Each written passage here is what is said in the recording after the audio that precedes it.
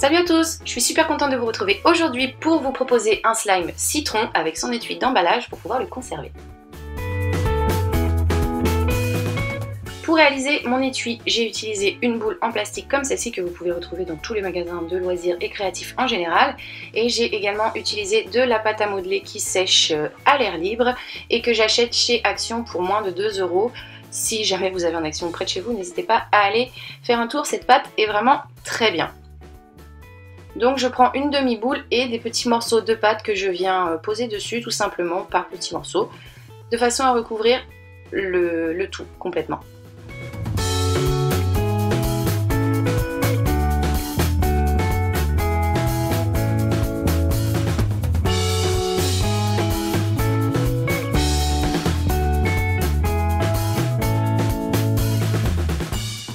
Une fois que j'ai recouvert le tout avec mes doigts, je vais venir essayer d'estomper les petits raccords de pâte, donc tout ce qui a laissé des petites traces. Par contre, je n'essaie pas de lisser toute la matière puisqu'un citron n'est pas lisse à la base. Donc les petits trous, les petites bosses, on s'en fiche, c'est juste les petits raccords qu'il faut essayer d'estomper légèrement. Quand c'est fait, je prends une boule que je viens poser sur le dessus et que je viens écraser avec mes doigts de façon à réaliser la petite pointe qui se trouve à l'extrémité de mon citron.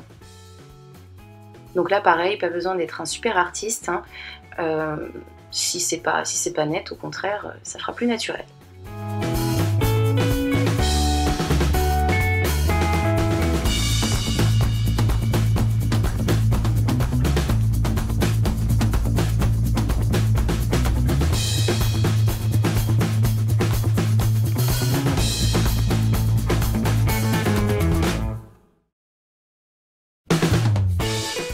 Quand j'ai fait tout ça, je viens mouiller mes doigts et donc là je viens lisser le tout. Donc comme je vous le dis, lisser les petites traces, mais pas lisser la pâte complètement puisque je veux garder mes trous et mes bosses.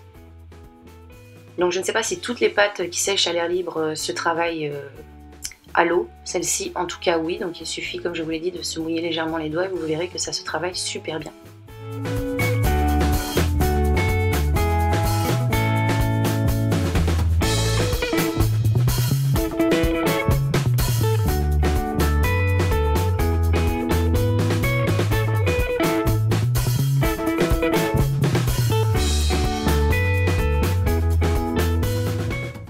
Quand c'est fait avec mon cutter, je viens couper le tour de façon à pouvoir refermer mon étui tout à l'heure quand je vais ajouter l'autre demi-boule.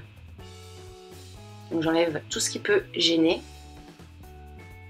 Et si jamais avec mes doigts j'ai légèrement endommagé ma pâte, je peux repasser un petit coup d'eau et relisser le tout avant de laisser sécher tout ça pendant 24 heures. Donc vous pouvez accélérer un peu le séchage avec un sèche-cheveux, mais clairement il faut quand même 24 heures pour que ce soit solide. Donc j'ai répété l'opération une deuxième fois avec mon autre demi-boule, donc j'ai 2 pièces maintenant. Je vais enlever les petits résidus et tout ce qui n'est pas joli à l'aide d'une lime.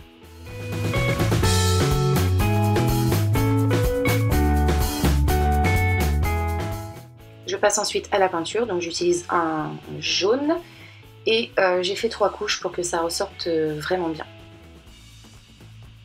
Donc pour que ça aille plus vite, entre chaque couche, vous pouvez utiliser le sèche-cheveux et ça fonctionne très bien. Ensuite, je peins le tout en blanc à l'intérieur. Là pareil, il m'a fallu 3 couches que j'ai fait sécher au sèche-cheveux encore une fois.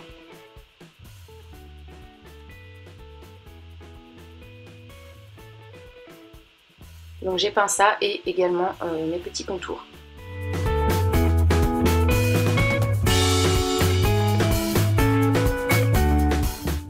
Donc voici le résultat une fois mes 2 pièces prêtes et peintes. Je trouve ça plutôt réaliste. Ensuite on va passer à la réalisation du slime. Donc comme d'habitude j'ai utilisé ma lessive Extra Total Bleu, ma colle Cléopâtre blanche qui vient de chez Cultura, des récipients et de la peinture. Donc là vous voyez des peintures de couleur pastel, mais j'ai utilisé uniquement de la peinture jaune. Dans mon premier récipient, j'ai versé ma lessive, dans l'autre ma colle et j'ai mis le tout à part égale. Vous pouvez mettre un petit peu moins de lessive si vous le souhaitez. Je verse dans un récipient ma colle, ensuite ma lessive et je mélange le tout à l'aide d'une cuillère.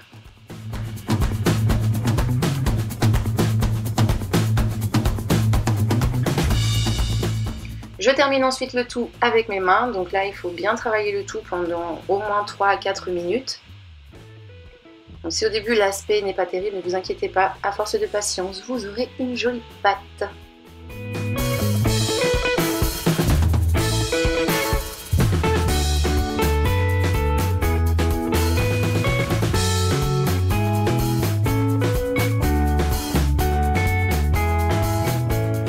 Et donc voici le résultat une fois qu'elle a été correctement travaillée. Donc ensuite, sur les conseils d'une personne qui m'a laissé un commentaire, j'ai ajouté de la mousse à raser de couleur blanche pour rendre ma pâte un petit peu plus fluffy. Donc là c'est complètement facultatif, mais moi je l'ai fait premièrement pour essayer et pour atténuer un petit peu la couleur bleue de ma pâte, puisque je vais ajouter du jaune et je ne voudrais pas me retrouver avec une couleur verte. Donc du coup ça a bien fonctionné, j'adore la texture, merci du conseil. Et en plus de ça, ça a atténué également le bleu de ma pâte, donc c'est vraiment parfait.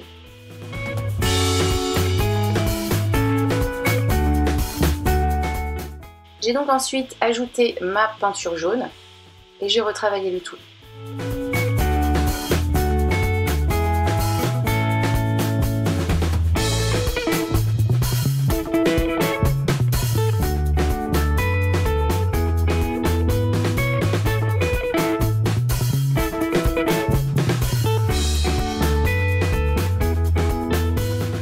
Et donc voilà notre slime qui est maintenant terminé.